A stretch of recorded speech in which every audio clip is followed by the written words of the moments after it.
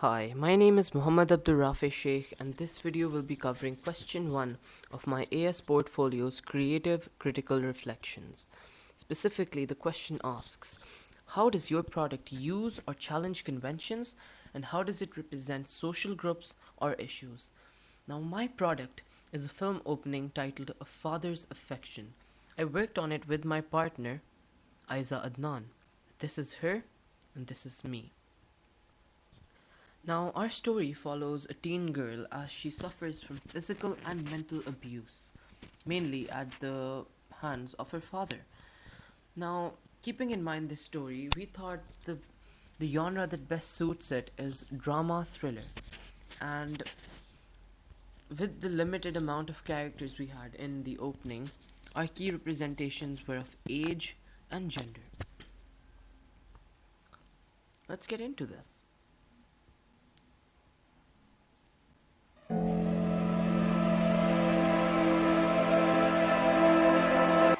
Now, we opened the film in a very unconventional manner. We didn't establish the location from the outside, the date, nothing. We just cut straight to the action. Now, we didn't want the location to seem like a house. We did this because we didn't want it to seem like home. This is not a place of comfort for the character. She's trapped here and she doesn't feel safe. She's being abused in this place. And we just thought that making it seem like a house would just make the audience a bit more related to it. We didn't want them to feel this. Now, our credits were inspired by the hit CW television series Supernatural.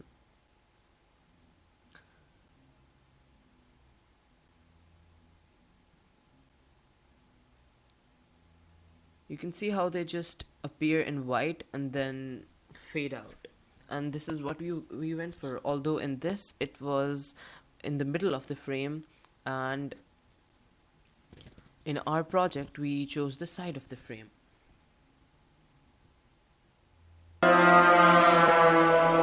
She's always up in her room saying she's studying. She didn't even have the courtesy to greet her own father when he comes home. Listen to me. Her exams are coming up. She's just very stressed. Look, stop. Now, as you can see, our representations of gender are fairly conventional. The male is shown to be dominating, aggressive, emotionless, strong, and in contrast, the female, she is shown to be meek. She's shown to be weak, subservient. She's just easily trampled over by the male. And let's go further.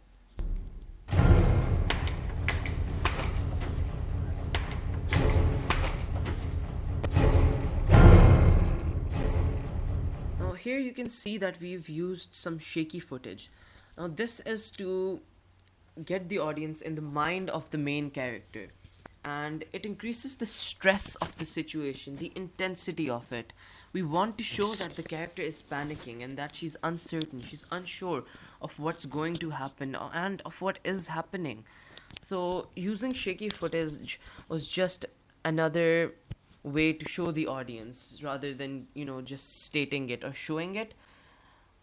We implied it through our footage.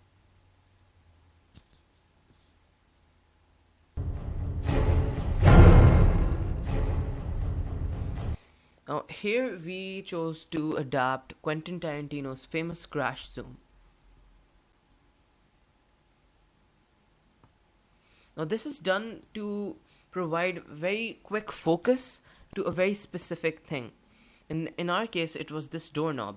Now, right now in this shot, this doorknob is just a doorknob, but it comes back.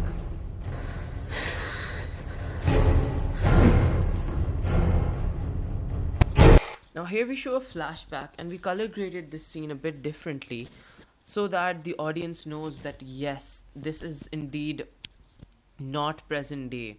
Because if we color graded it in the same way, the audience would just be a bit confused as to what's happening. Here's the character sitting in a closet, and at the same time, who is this guy? What is he doing? We just saw him leave and try to go after the girl, and what's happening right now? So we color graded this differently to show that this is not this the present time that the character was following, that the audience was following.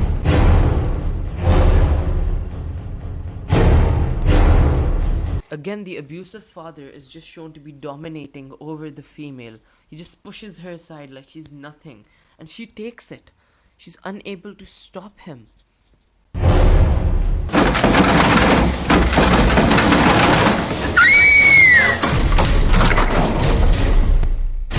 Here, the doorknob came back into play. We used it to show the audience that the father is actually very strong. How roughly he tries to open the door, and we increase the volume of the folly to add to the effect of it. So the audience is taken aback, like, oh my god, how strong is this guy? He just broke through this door. And the next shot, as you are about to see, is a point of view shot.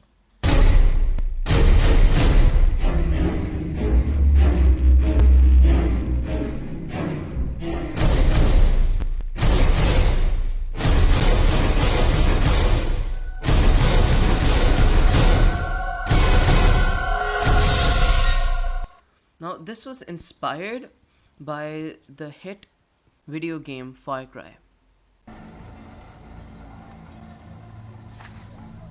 See how the camera work helps you project yourself into the character? We wanted the audience to view the world through this character's lens, through the antagonist's lens. How they see how rough he is, how quickly he can see what's around him. And you can see how the footage calms down once he actually spots his prey. He sees that there is no other possible place where she could have gone, especially since we put this here so that the father wouldn't be confused as to which door to open, because she couldn't have put this heater in front of the closet after going in. So now he knows that this is the one place that she is at, and now he's calm, he's steady, he knows what he's going to do, and he carefully proceeds.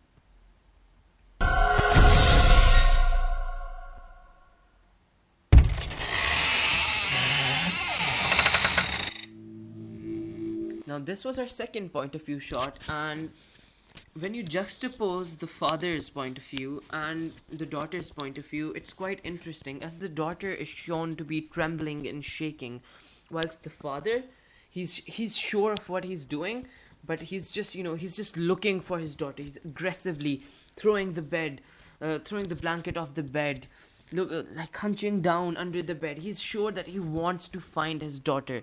He wants to hit her.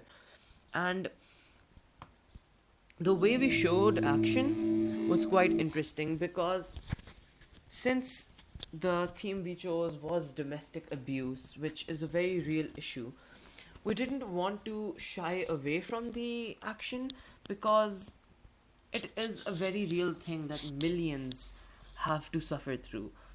And not showing it at all, I think we wouldn't have been doing justice to the material that we were adapting to this real world issue.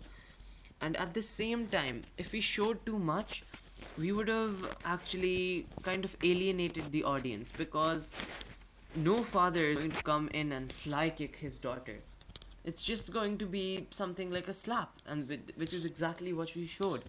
And we chose to end on this uncertain note because it creates the enigma, it captures the audience, Now they want to know what happened next. What did he do?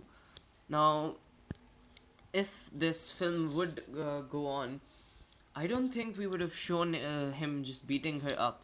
Maybe we would have cut to a day later or a few hours later. Maybe she's washing her hands and she has a bruise. Something like that.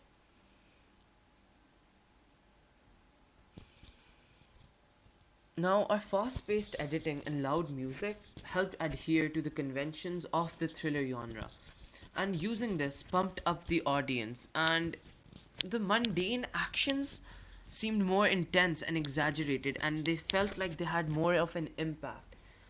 And All of this helped add to the effect of the story as well as the effect that our product was having on the audience. Now, that would be all. Thank you so much for watching and have a good day.